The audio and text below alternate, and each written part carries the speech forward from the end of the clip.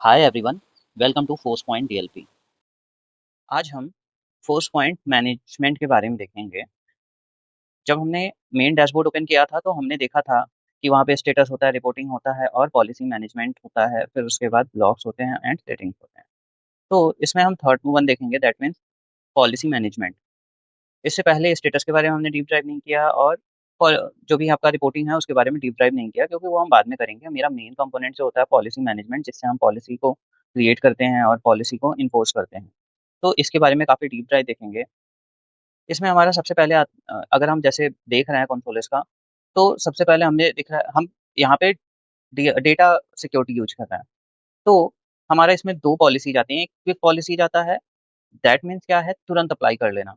ये वैलिड होता है ईमेल डीएलपी डीएलपी के लिए और वेब डीएलपी के लिए। बट हमारे पास लाइसेंस जो है वो डेटा डीएलपी का है, ये जो लैब है वो डेटा डीएलपी का है। तो इसमें हम क्या करते हैं, कस्टमाइज पॉलिसी का यूज करते हैं। क्विक पॉलिसी के बारे में भी हम थोड़ा ओवरव्यू लेंगे, और दूसरा इसमें कस्टमाइज पॉलिसी है उसके बारे में हम देखेंगे। इसमें क्या है कि कैसे इसमें बताया जाता है कैसे हम क्रिएट कर सकते हैं पॉलिसीज को, कैसे मैनेज कर सकते हैं जो भी हमारा डीएलपी पॉलिसी है, जो रॉबस्ट डीएलपी पॉलिसी है, चाहे वो ईमेल पे लगाना हो, वेब पे लगाना हो, या तो एंड पॉइंट के लिए हो, प्रिंटर के लिए हो, किसी भी चैनल के लिए हो। इसमें हम प्रॉपर उसको क्रिएट करते हैं, मैनेज करने का काम करते हैं। बेसिकली हमारा जो मैनेज यानी जो पॉलिसी है वो दो टाइप के होते हैं। एक प्री डिफाइंड पॉलिसी, एक custom policy. Basically custom policy भी में 70% टू 60% लगभग ये हमारा प्री डिफाइंड पॉलिसी को यूज करके ही कस्टम पॉलिसी बनता है। ऑलरेडी प्री डिफाइंड पॉलिसी में पॉलिसी काफ़ी टेम्पलेट्स हैं, अप्रोक्सीमेटली 309 टेम्पलेट्स होते हैं। तो उन सभी के बारे में काफ़ी डीप डाइव करेंगे। अब हम आते हैं अपने मेन जो भी कंसोल है एफएसएम का उस पे, और उसमें हम देखेंगे कि हमारा इसका कंसोल कैसे होता है, कहाँ पे सच में जैसे इसमें दिखा है इमेज में वैसे ही है या नहीं है। तो अब हम आते हैं मेन कंसोल पर। सबसे पहले हम इसको लॉगिन करेंगे।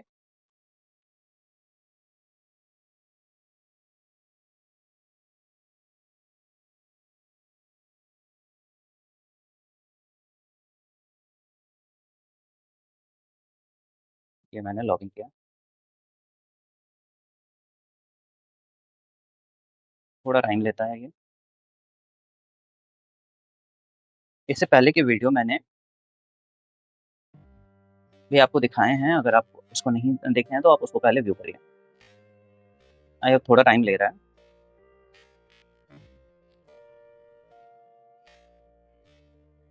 ठीक है, ये हमें हमारा डैशबोर्ड। इसमें हम इसके बारे में देखेंगे ये होता क्या है। थोड़ा वेट करिए। अब हम डायरेक्ट आ जाते हैं आपका, जब हम डीएलपी पॉलिसी में जाते हैं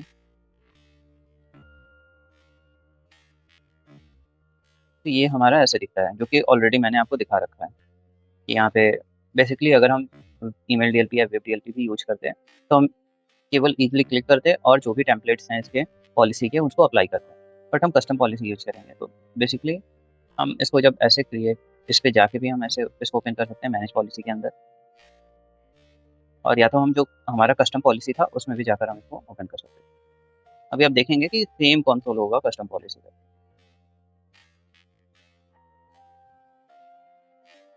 ठीक है, यहाँ पे अब आया जो थोड़े मोड़े पॉलिसी हमने बनाए थे टेस्ट केस के लिए, वो सब हमारा यहाँ पे है। तो ईमेल डीएलपी और वेब डीएलपी हम यूज नहीं कर रहे हैं, इसलिए इनका टेम्पलेट भी हम यूज नहीं करेंगे क्योंकि हमारे पास लाइसेंस नहीं। जब यहाँ पे आते हैं तो यहाँ पे हमारा आता है प्रीडिफाइंड पॉलिसी और कस्टम पॉलिसी, जो कि कस्टम पॉलिसी की ही पार्ट है। ठीक है, और रूल्स आते हैं, पॉलिसी कंटेंट करता है रूल्स को, और एक्सेप्शन केस आते हैं। तो इन सब के बारे में हम काफ़ी डीप डाइव करेंगे। आज हम शायद प्रिवेंशन पॉलिसी के बारे में ही देख पाएँ। तो फिर उसके बाद हम आते हैं, अगर हम प्रिवेंशन कह रहा हूँ मैं, प्री डिफाइंड पॉलिसी के बारे में। ठीक है, अब इसको हम जब ओपन करते हैं थोड़ा टाइम ले रहा है।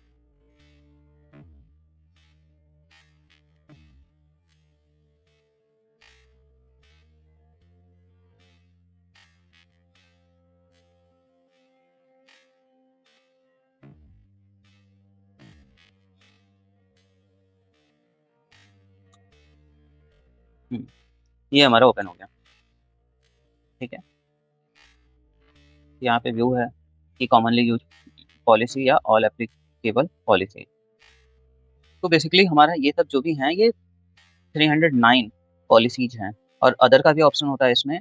दैट मीन्स आप अपना कोई पॉलिसी बनाना है तो आप उसमें अलग से बना पाएँ। और दूसरा तो हमारा कस्टम पॉलिसी है जिसमें ब्लूप्रिंट और चीज़ों का यूज़ करके हम बनाते हैं। तो सबसे पहले इसको देख लेते हैं। तो बेसिकली ये क्या करता है, काफ़ी इंडस्ट्री यानी 13 इंडस्ट्री को सपोर्ट करता है। अदर का भी ऑप्शन है, जैसे आप किसी अदर इंडस्ट्री के लिए क्रिएट करना है तो उसको भी आप क्रिएट कर सकते हैं। और 160 रीजन्स को अगर मैं इसको ओपन करूँगा तो यहाँ पे आपको जितने भी इंडस्ट्री हैं 13 पूरे ओवरव्यू उनके शो हो जाएँगे कि हाँ कैसा दिख रहा है। देखिए ये है एजुकेशन के लिए है, एनर्जी एंड इंफ्रास्ट्रक्चर के लिए है। तो ये तमाम आपकी 13th कंपनियाँ हैं, ऑर्गेनाइजेशन है, अदर का भी ऑप्शन दिया हुआ है। तो ये जो भी पब्लिक सेक्टर्स की कंपनियां हैं सभी यहाँ पे मेंशन किए गए हैं। और अगर आपको एक्स्ट्रा कोई ऐड करना है तो अदर्स में जाके आप उसको अप्लाई कर दीजिए। अब इसके बाद हमारा आता है 16 रीजन। ये सब मैंने पीडीएफ में डाला है, अगर आप लोग कमेंट करेंगे तो मैं पीडीएफ आपको प्रोवाइड करवाऊंगा। देखिए ये हम अफ्रीका, ठीक है, 7th जो हैं ये हमारे दिख रहा है। अब इसके अंदर जो जो भी आपके रीजन्स हैं ये दिखेंगे। अभी 7 तो महाद्वीप दिख रहे थे एंड 7 में जो कंटेन करते हैं आपके रीजन्स वो दिख रहा है। मिडल ईस्ट में हो गए हैं, इतने कंट्रीज हैं, और यूएसए। तो ये सभी 160 रीजन्स हैं जिसमें हम क्या करते हैं, इनको अप्लाई कर सकते हैं किसी भी प्लेस पर। फोर्स पॉइंट डीएलपी के टेम्पलेट को, जो भी पॉलिसी टेम्पलेट है, उनकी जो कंपनी क्राइटेरिया है उनको हम देखते हैं। जैसे सपोज दैट मैंने देखा था लास्ट में रीजन,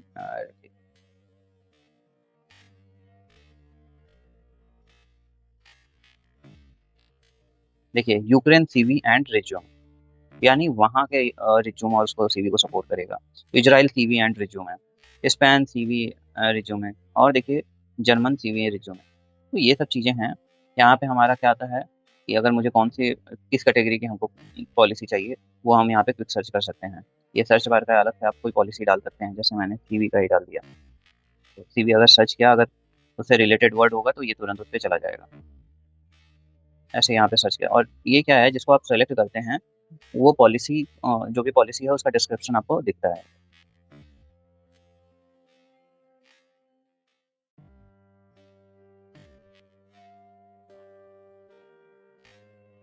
देखिए सीवी से रिलेटेड जितना भी था वो सब यहाँ पे शो हो रहा है। देखिए इसके अंदर सीवी है, सीवी सीवी सीवी हाईलाइट कर दिया इसने। तो ये सब सभी चीज़ें यहाँ पे दिख रही हैं। और इस साइड में सीवी के अंदर है क्या, ये सब चीज़ें पूरी आपके इसके अंदर आ गई, पूरा डिस्क्रिप्शन आ गया उसका। तो ऐसे ही हमारा, और जब हम इसको हमें यूज करना होता है तो यूज पॉलिसी पे हम क्लिक करते हैं और हमारे ये अप्लाई हो जाता है यानी। तो अब हम इसके बारे में थोड़ा पढ़ लेते हैं कि ये होता क्या है, इसमें क्या क्या चीज़ें होती हैं। हमारा ये 10.3 वर्जन है, इससे पहले हम 10.2 में आपको दिखा रहे थे, लेकिन मैंने इसको अपग्रेड किया है। तो आपको हर प्रोसेस बताऊंगा मैं कि फोर्स पॉइंट कैसे इंस्टॉल करते हैं, क्या क्या करते हैं, लेकिन सबसे पहले उसका नॉलेज होना, इसलिए मैं पहले उसका नॉलेज दे रहा हूँ, उसके बाद में पूरा आपको डिप्लॉयमेंट, इंस्टॉलेशन एंड डिप्लॉयमेंट पूरा बताऊंगा। तो अब हम आते हैं अपने मेन कंटेंट पे, फोर्स पॉइंट के। जस्ट मिनट, अब थोड़ा सा हम इसमें पढ़ लेते हैं। हमने देखा था कि हमारे दो पॉलिसीज होते हैं, एक क्विक पॉलिसी होता है और कस्टम पॉलिसी होता है। ऑलरेडी मैंने देख लिया था कि इसमें भी काफ़ी प्री बिल्ड टेम्पलेट होते हैं क्विक पॉलिसी में, चाहे पीसीआई डेटा को सपोर्ट करना हो, चाहे पीएचआई डेटा को एक्सेप्टेबल यूजेज के लिए होना। लेकिन ये सपोर्ट करता है वेब और ईमेल डीएलपी को, साथ में मोबाइल डीएलपी को भी सपोर्ट करता है। तो बेसिकली हमारे पास लाइसेंस नहीं है तो हम कस्टम पॉलिसी देखेंगे केवल। तो इसमें क्या है, यूजर के जरिए रूल डिफाइन किया जाता है, या जो प्री डिफाइंड टेम्पलेट है उनको यूज करके हम इसको भी तुरंत ही अपना जो भी कस्टम पॉलिसी है उसको हम बना लेते हैं। और साथ में इसमें हम फिंगरप्रिंटिंग, एमएल, इनका भी यूज करके कस्टम पॉलिसी बनाते हैं। तो इसके बारे में हम तो देखेंगे ही डीप डाइव। अब अगर हम देखें कि जो भी हमारा क्विक पॉलिसी है या कस्टम पॉलिसी है उनके थोड़े बारे में, तो बेसिकली क्विक पॉलिसी क्या होता है, प्री बिल्ड होता है, out of the box template होता है, यानी आपको अलग से कोई टेम्पलेट नहीं क्रिएट करना होता है for common data protection need के लिए, जो कि हमारे ऑलरेडी जो 13 इंडस्ट्री हैं उनमें ऑलरेडी जो यूज होते हैं सभी टेम्पलेट अप्रॉक्सीमेटली मिलते हैं जो भी कॉमन यूज के लिए होते हैं। दे कवर स्टैंडर्ड चैनल, ये जो भी स्टैंडर्ड चैनल है, जैसे हमारा क्या है, वेब चैनल हो गया, ईमेल चैनल हो गया या मोबाइल हो गया, सबको सपोर्ट करते हैं, इन तीनों को सपोर्ट करते हैं ये। एंड कॉमन कंटेंट कैटेगरी, जो भी हमारे कॉमन कंटेंट कैटेगरीज हैं, जैसे कंप्लेंट्स हो गए, रेगुलेशन हो गए या एक्सेप्टेबल यूज वायलेशन हो गए, इन सबको ये मिनिमाइज करने का काम करते हैं या इन सब के लिए ये काम करते हैं। तो जैसा कि हमने डॉक्यूमेंट में भी देखा और मेन कंट्रोल पे भी देखा, तो बेसिकली इनका यूज ज़्यादा नहीं है और हमारे लिए ज़्यादा इसमें नहीं है, तो इसके बारे में हम इतना ही रखते हैं। अब हम आते हैं कस्टम पॉलिसी पे। अगर आप कमेंट करेंगे तो मैं आपको ये पीडीएफ भी प्रोवाइड कर दूँगा। कस्टम पॉलिसी पे कि ये क्या होते हैं, यूजर डिफाइंड पॉलिसीज होते हैं जो कि क्रिएट किया जा सकता है, चाहे आप पॉलिसी बिल्डर के थ्रू करिए, यानी कि पे टेम्पलेट वगैरह हैं, या तो आप खुद से अपनी पॉलिसी बनाइए। तो they allow fine grain control, आपके पास इसमें आपके पास काफ़ी ज़्यादा कंट्रोल होता है और ये नेटवर्क डीएलपी और एंड पॉइंट डीएलपी को कवर करता है, दोनों चैनल को कवर करता है। जो एडमिनिस्ट्रेटर होता है वो ऐड कर सकता है एडवांस कंडीशन, कोई भी फीचर, कोई भी जो भी आप पॉलिसी लगा रहे हैं, और for instant using content, fingerprinting और एमएल लर्निंग क्लासीफायर। इसमें हमारे क्लासीफायर भी आते हैं, एमएल आता है, फिंगरप्रिंटिंग आता है, इन सबका यूज करके हम किसी भी तरह का क्रिटिकल से क्रिटिकल पॉलिसी हम बना सकते हैं, जिससे हमारा डेटा जो है इजीली डिटेक्ट किया जा सके और अगर पॉलिसी का वायलेशन हो रहा है तो उसको प्रिवेंट किया जा सके। कस्टम पॉलिसी हमेशा क्या होता है, बिल्ड ट्रेलर रूल व्हेन, इसमें क्या होता है कि हमारा डिफाइंड रूल्स होते हैं कस्टम पॉलिसी में, जो हमारे प्री डिफाइंड टेम्पलेट्स होते हैं उसके अंदर रूल कंटेन करके रखते हैं जिसको हम अपने अकॉर्डिंग यूज कर सकें। तो इसके बारे में अभी हम और भी देखेंगे। तो देखिए, पहली बात तो हम मैनेजमेंट पॉलिसी से कैसे जाते हैं। सबसे पहले हम पॉलिसी मैनेजमेंट में जाते हैं, फिर उसके बाद मैनेज पॉलिसीज में जाते हैं, फिर डीएलपी पॉलिसी में जाते हैं। ठीक है, अब इसमें हमारे क्या क्या चीज़ें आती हैं। तो सबसे पहले हमारा पॉलिसी लाइब्रेरी, जो कि view show all DLP policies. जब हमने देखा था तो यहाँ पे हमारा एक लाइब्रेरी है जहाँ पे जितने भी हमारी डीएलपी पॉलिसीज हैं, चाहे वो क्विक पॉलिसी हो या कस्टम पॉलिसी हो, उनका नाम आता है, उनका कैटेगरी आता है और उनका वर्जन आता है। चलिए मैं नीचे दिखाऊंगा आपको, सभी कुछ आते हैं। देखिए, पॉलिसी नेम, कैटेगरी और उनका वर्जन। ठीक है, कौन सा वर्जन अभी चल रहा है आपके यहाँ यूज हो रहा है। फिर उसके बाद आता है हमारा सर्च एंड कैटेगरी फिल्टर। तो वो सब नीचे है, मैं आपको दिखाऊंगा। तो जिसमें हम क्या करते हैं कि कैटेगरी फिल्टर आता है, जिसमें हम क्या करते हैं, कोई भी जो हमें पॉलिसी देखनी है उसका नाम सर्च करते हैं और वो तुरंत ही आ जाता है। जैसे हम एक्सेप्टेबल यूज किए तो उसका नाम लिख दिया और वो तुरंत हाईलाइट हो जाता है। टॉगल से हम ऊपर नीचे शिफ्ट भी कर सकते हैं। अब इसके बाद हमारा आता है, हम इंटरफेस हम देख लेंगे इसमें कि पॉलिसी लाइब्रेरी का इंटरफेस कुछ ऐसा दिखता है। ये है हमारा पॉलिसी लाइब्रेरी, और देखिए पॉलिसी लाइब्रेरी में हम ऐसे देखते हैं। ये हमारा सर्च और फिल्टर के लिए है कैटेगरी, और ये ऑल कैटेगरीज को यहाँ पे दिखा रहा है, यहाँ से हम चेंज कर सकते हैं। तो ये सब चीज़ें हैं, इसके बारे में थोड़ा हम देख लेते हैं। बेसिकली ये एक पेज है पॉलिसी लाइब्रेरी का, जिसको हम मैनेज डीएलपी पॉलिसी, और उसके अंदर डीएलपी पॉलिसी है, जब जाते हैं तो वहाँ पे हमें दिखता है ये। तो एट टॉप हम देखते हैं कि ये जो भी बना हुआ है कि आपका पॉलिसी लाइब्रेरी में है, और इसमें हम फिल्टर कंट्रोल कर सकते हैं। तो अब हमारा सर्च बार आता है। सर्च बार बेसिकली हम सर्च क्या कर सकते हैं, उसमें नाम कर सकते हैं और उनका साइड में उनका डिस्क्रिप्शन है वो शो होता है, यानी सर्च कर सकते हैं। और कैटेगरी को हम ड्रॉप डाउन करके जो भी हमें जिस तरह की पॉलिसी हमें यूज करनी है उस तरह का फिल्टर लगा सकते हैं through the toggle. Toggle basically एक स्विचिंग आइकन होता है, जिससे हम चाहे हमें क्विक से लेके कस्टम के बीच में कहीं पे भी स्विच करना हो, उसके लिए हम टॉगल का यूज करते हैं। मैंने आपको दिखाया था, ये जो व्यू के जस्ट पास में है वो टॉगल का आइकन है। तो या तो कैटेगरीज में जो है वो तो टॉगल का ऑप्शन है, वो अपने नीचे वाले को रिप्रेजेंट करता है कि नीचे आप स्विचिंग कर सकते हैं, कोई और भी चीज़ें हैं।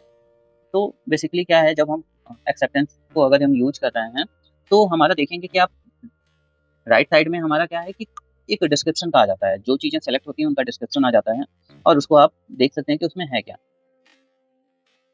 अब हमारा आता है 4 पॉइंट लॉस प्रिवेंशन पॉलिसी के बारे में हम थोड़ा सा पढ़ लेंगे। बेसिकली ये क्या है कि इसमें 2 पॉलिसीज होते हैं, क्विक पॉलिसी और कस्टम पॉलिसी।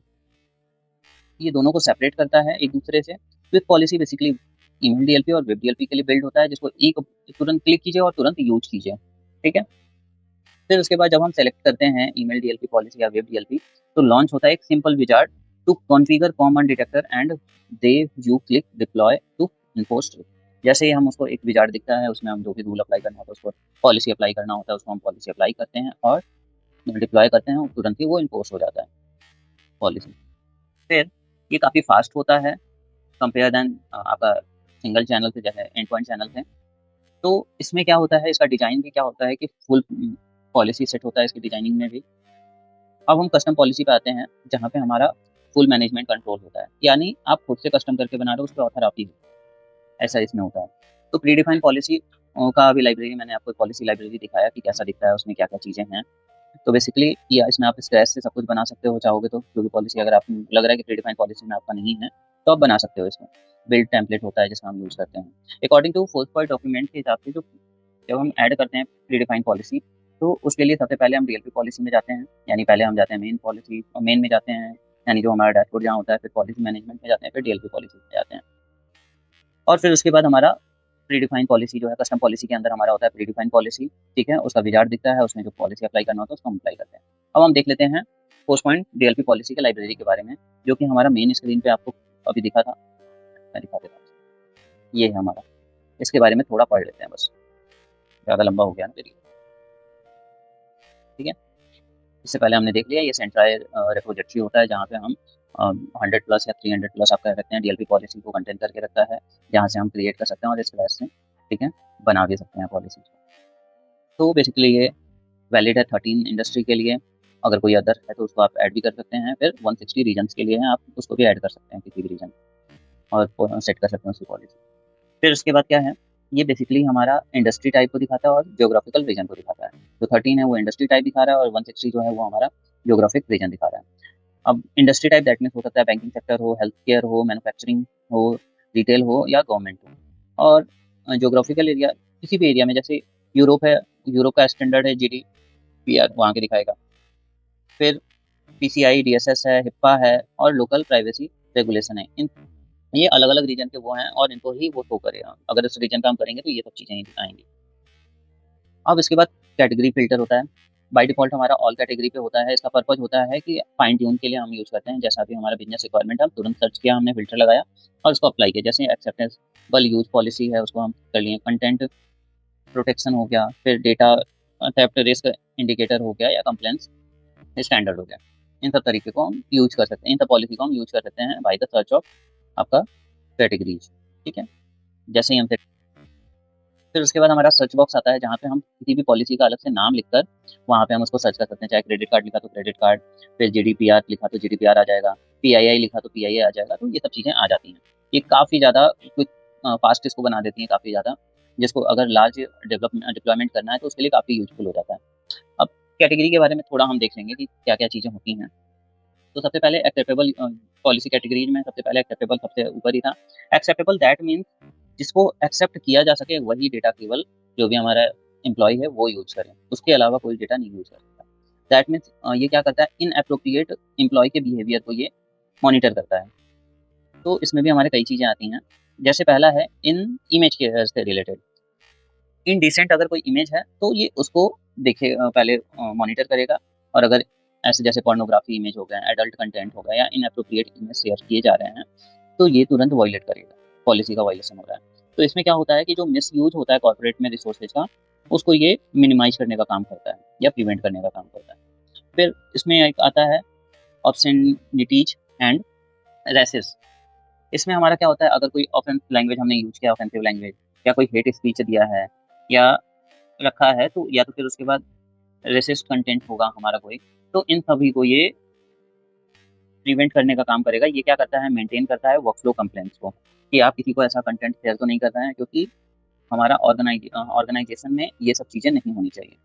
फिर अगर हम cyber bulletin and self destructive pattern को भी देखें, अगर हम इसको अप्लाई करते हैं, तो ये डिटेक्ट करता है केवल हैरेसमेंट वगैरह जो भी है, या थ्रेटनिंग लैंग्वेज वगैरह को ये देखता है कि क्या कोई ऐसा लैंग्वेज वगैरह लिखा है क्या, कुछ आप ऐसा भेज रहे हो किसी को अपने लैपटॉप से।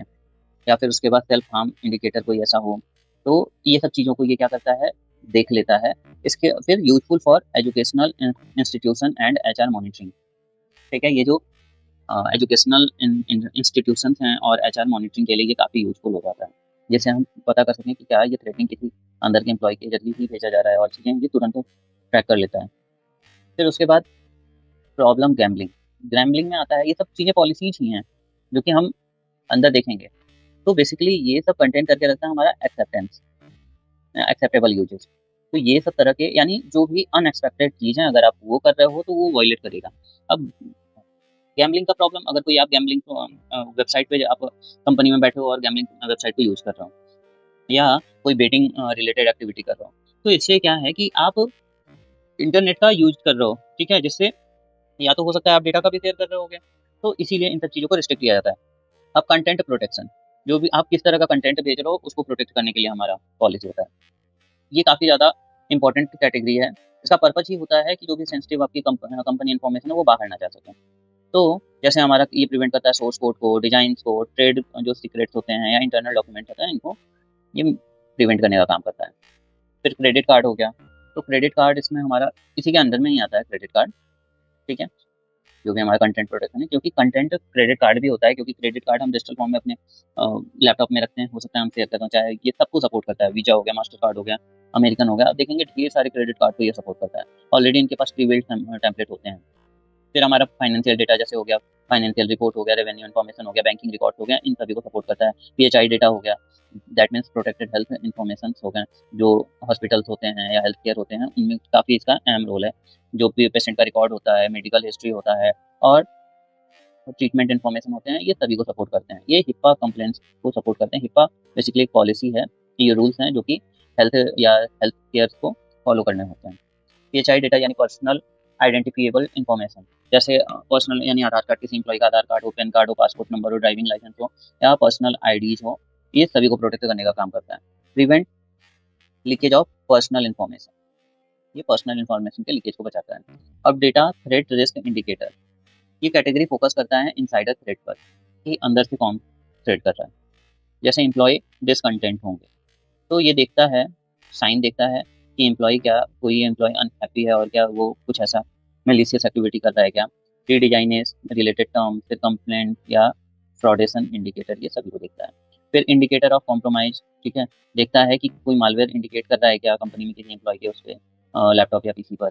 फिर देखता है अटैक रिलेटेड एक्टिविटी कुछ हैपन की जा रही है या सिक्योरिटी कॉम्प्रोमाइज कुछ सिग्नल दिख रहे हैं क्या, तो उसी को मॉनिटर करने का काम करता है।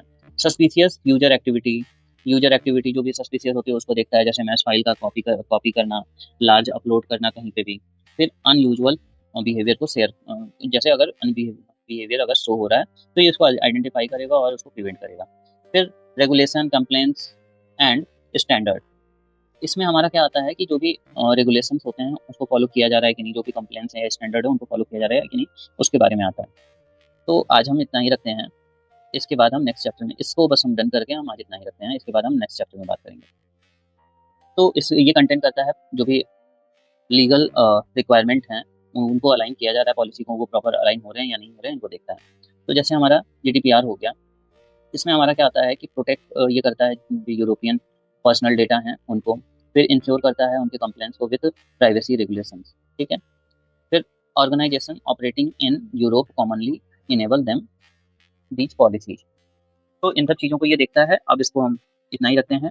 इसके बाद हम नेक्स्ट चैप्टर में जो रिमेनिंग पार्ट है उनको भी हम देखेंगे और काफ़ी डीप ड्राइव करेंगे। Thank you so much. तो ऐसे ही फोर्स पॉइंट रिलेटेड इन्फॉर्मेशन के लिए चैनल को सब्सक्राइब करें और बेल आइकन को प्रेस करें, जिससे हमारा कोई भी अपडेट आप तक तुरंत ही पहुंच सके। चैनल पर बने रहने के लिए धन्यवाद।